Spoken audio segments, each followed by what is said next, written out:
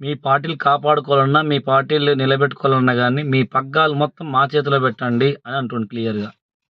ఈ రాష్ట్రం, దేశం మన కంట్రోల్‌లో ఉంటుంది అంటుండు.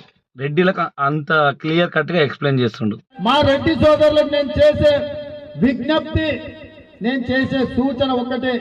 రెడ్డి అనే ప్రతి పేరు పక్కన 5 ఎకరాలు 10 ఎకరాలు భూమి ఉన్నప్పుడే ఈ రాష్ట్రం, ఈ దేశం మన చేతుల్లో ఉంటుంది, మన చేతుల్లో రాజ్యం ఉంటుంది, మన చేతుల్లో రాజకీయం ఉంటుంది. మీ పార్టీలను కాపాడుకోవాలన్నా, మీ పార్టీలను నిలబెట్టుకోవాలన్నా, మీ పార్టీలు ఎన్నికలలో గెలవాలంటే రెడ్ల చేతుల్లో మీ పార్టీని పెట్టండి. రెడ్లకు మీ పార్టీలు అవకాశం ఇవ్వండి. మీ పార్టీలు ఎట్లా గెలవవో మేము చూస్తాం. సీఎం గారు రెడ్డి సోదరులకు ఒకటే విజ్ఞప్తి చేస్తున్నారు. రెడ్డి పక్కన 5 ఎకరాలు 10 ఎకరాలు ఉన్నప్పుడే చూడండి, ఎంత ఉన్నప్పుడు మాత్రమే మనం రాష్ట్రాన్ని కానీ ఏదైనా కానీ మన కంట్రోల్లో ఉంటుంది అంటుండు. ఎన్నికలు మీరు గెలవాలి అంటే, రాజకీయం చేయాలన్నా కానీ మీ పగ్గాలు మొత్తం మా చేతిలో పెట్టంటారు. అయ్యా ముద్దురాజురారా, ఇక నన్న తెచ్చుకోండి ఇక క్లియర్గా. ఎందుకంటే ముద్దురాజులు ఎప్పటికీ ఐకమత్యంగా ఉండరు. ఈ ఒక్క మాటకు ఎంత డీప్గా మీరు ఆలోచిస్తే చూడండి. ఇప్పుడు పేరుకు తెలంగాణలో 50 లక్షల మంది మన వాళ్ళు ఉన్నారు కదా.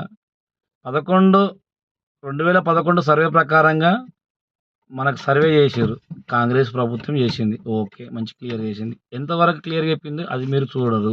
ఓకే, ఆయన రెడ్డిల గురించి చెప్తున్నా, కానీ ముద్రాజుల పరిస్థితి ఏ విధంగా జరుగుతుందో చూడండి, వినండి, ఆలకించండి.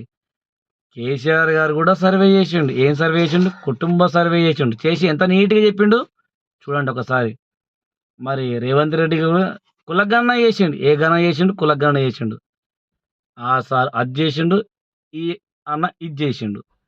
మరి ముద్రాజులకు ఎవరయ్యా మేలు చేసిందంటే, ఎవరికయ్యా ఇంత ద్రోహం జరుగుతుంది అంటే, ముద్రాజులకు మరి ఏడ ఉన్నారు, ఎన్ని సంఘాలు ఉన్నవి, ఏం చేసారు? ఉన్నారయ్యా మనకు రాజులు. ఎవరు? ముద్దురాజులు. ఈ పేరుకు అర్థం ఏంటిది? రాజులు అంటే ఏంటిది? ఎందుకు ఇంత మంచి పేరు వచ్చింది? రాజులమే కదా. ఎంతమందికి ఎన్ని కోటలు ఉన్నవి, ఎంతమందికి ఎంత ఆస్తి ఉంది, ఎంతమంది మరి రాజుల కింద మరి దాన్ని ఏమంటారు జితగాలు ఉన్నారు, ఎంతమందికి ఎన్ని ఎకరాలు ఉన్నవి. ఈ రాజులకు మరి ఎన్ని ఎకరాలు ఉన్నాయి? మరి కోటలు, బిల్డింగ్లు, భవనాలు ఉన్నారు కదా. పేరుకు మాత్రం మనం ముద్రాజులం అని అంటారు. మరి జై రాజు, జై ముద్రాజు అంటున్నాం కదా. ఆడికేనా మనం జై కోట వరకేనా? ఎక్కడ పోతుంది మీ పౌరుషం? ఎటు పోతున్నాం మనము?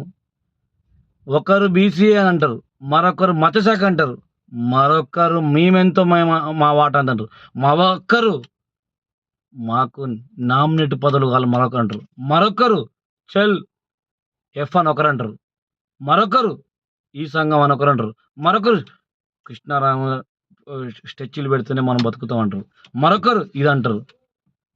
అందరూ ఐకమత్యంగా అంటారు. ఏడంటారు? స్టేజీల పైన అంటారు. స్టేజ్ దిగిన తర్వాత మీ ఆ మాట ఎక్కడ పోతుంది? మేము జాతి గురించే పనిచేస్తున్నాం అని అంటారు. మేము జాతి బిడ్డలం, జాతి గురించి దారపోసినాం అంటారు. ఈ సంఘం పోయి ఆ నాయకులతో మాట్లాడరు. మరి అధ్యక్షులు అందరూ ఎందుకు? మరి సరే పెట్టిరు, సంఘాలు బాగానే ఉన్నాయి, టెస్టులు పెట్టిరు బాగానే ఉన్నాయి, ట్రస్టులు ఏర్పాటు చేసిర్రు, సంఘాలు ఏర్పాటు చేసిర్రు. మీకు ఎందుకు పతనాలు? ఎందుకు మీకు ఇంత ఈగోలు ఉండాలి మీకు? సీఎం గారు అంత క్లియర్గా సూచన ఇస్తుంది కదా. మరి మీరెందుకు మరి ముద్రాజు బిడ్డలకు ఇంత మొబిలైజ్ చేస్తున్నారు? క్లియర్ కట్గా చెప్తుండు, ధైర్యంగా చెప్తుండు అక్కడ సభలో. మరి మీరెందుకు ఇంత అది చేస్తారు? ఎందుకు ఇట్లా ఉన్నారు? ఈగోలు ఎందుకు మీకు? ఇంత ఉన్నది ఎందుకు? ముద్రాజ్ జాతికి కావాల్సింది ఆలోచన ఫస్ట్ రావాలి. దానిని తీసేసిరు, మైండ్లోకి వెళ్ళి ఆలోచన తీసేసిరు మనకు.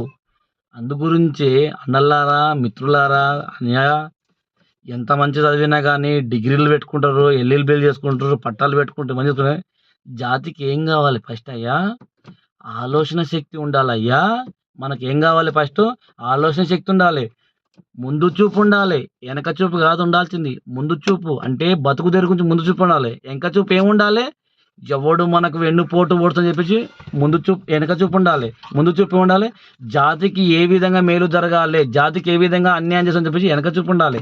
మనకే చూపు ఉంది, పక్క చూపు. ఈ పక్క చూపు, ఈ పార్టీలకు పోదామా, ఆ పార్టీలకు పోదామా, ఇక్కడ దుంకుదామా, అక్కడ దుంకుదామా, ఈ సంఘం మీద పోదాం, ఆ సంఘం. అంటే ఈ జంపింగ్ జాగ్రత్తలు ఎన్ని రోజులు గడుపుతారు మీరు? ఇంకా ఎన్ని చేస్తారు? ఎంత ఉంటారు? ఏంది ఎటు పోతుర్రు, ఏం చేస్తుర్రు, ఏంది మీకంతా?